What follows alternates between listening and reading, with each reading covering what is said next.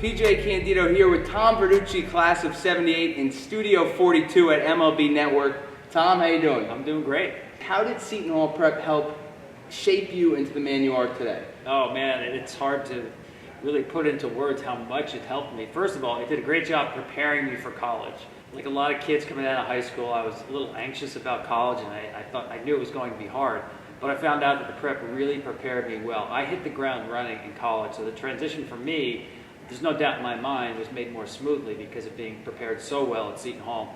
And also, I was lucky. I knew when I was at the prep that I wanted to be a writer. Didn't know I wanted to be a broadcaster, but I knew I wanted to be a writer. And I had great teachers at the prep, and definitely, I think, just fueled the passion that I had that I brought to Seton Hall Prep. Just grew even more because the teachers at the prep were just so passionate about what they did. They are. They're an excellent group, and a lot of them probably still there that you know.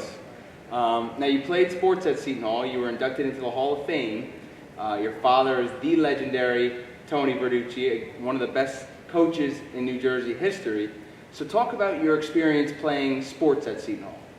Well, first I'm going to go before my days at Seton Hall Prep. Because of my dad, when I was growing up, it wasn't MLB players or NFL players that were my heroes.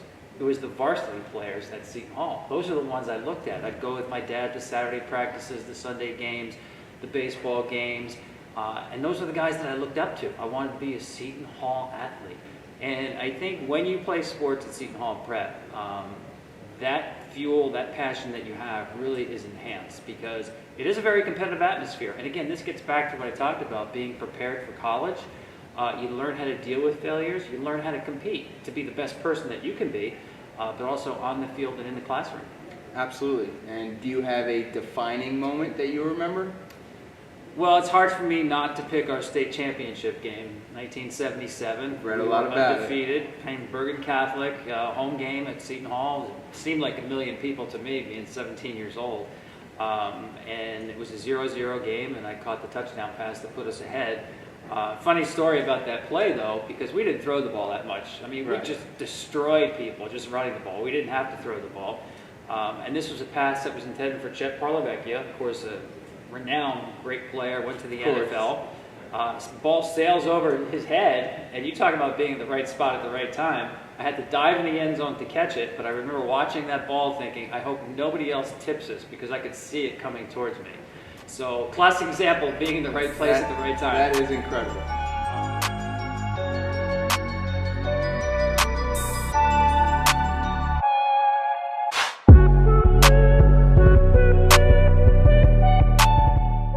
Besides being inducted into Seton Hall Prep's Hall of Fame, what is your biggest accomplishment in your career after high school?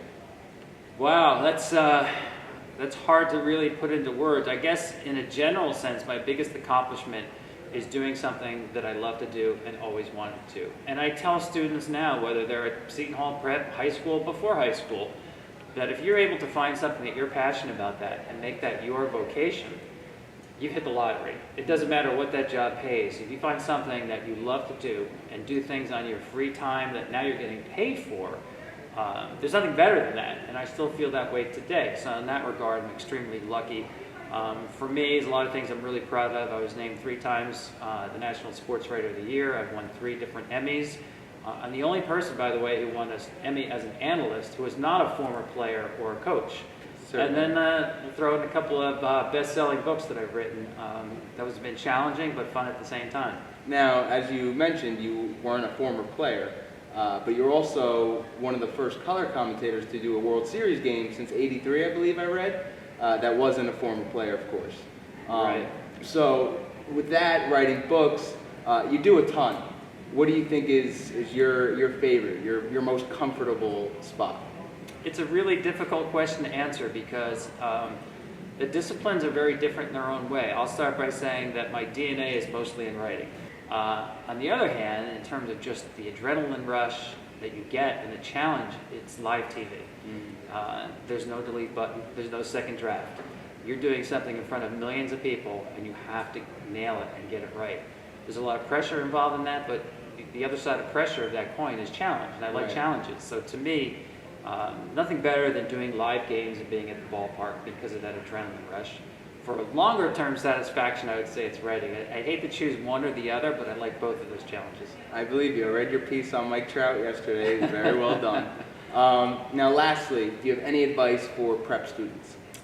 Well, I tell everybody, no matter what really discipline you want to get into, whether you want to be a broadcaster or a writer, electrician, professor, it doesn't matter, really read a lot. And unfortunately, it seems like people read less. It's more of a visual-oriented society. But I do believe that when you read a lot, it improves so much about yourself. Definitely will improve your writing, your vocabulary.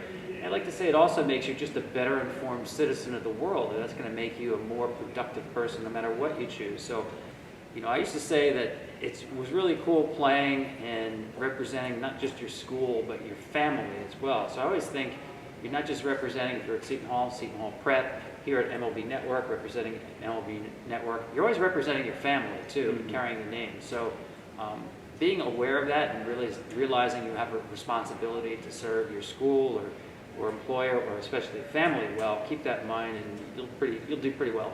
Excellent. I actually have one more last question I forgot. You're still so involved at the Prep. You came back a few years ago, obviously, for Rick Porcello Field opening up at the CAC.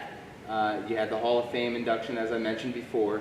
How do you stay so involved with so much work that you have going on, and why? What keeps you coming back?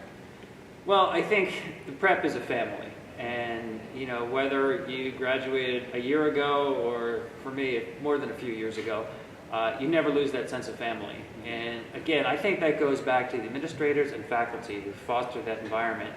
And I think it's something, for me anyway, that lasts beyond your 4 years. And it never really dissipates. So I feel like there's an obligation, but there's also, to me, respect for that atmosphere that those people generated that I was lucky enough to be a part of. And for me, again, it's a little special for me because growing up with my dad being there since 1955, I literally grew up at the Prep, you know, just a little kid running around the fields and watching football and baseball games. It was such a big part of my life growing up that it's something that will always be a big part of my life. I'm happy to be able to share that brotherhood with you, and I thank you for doing this interview, Tom. Tom Verducci. All right, thank you.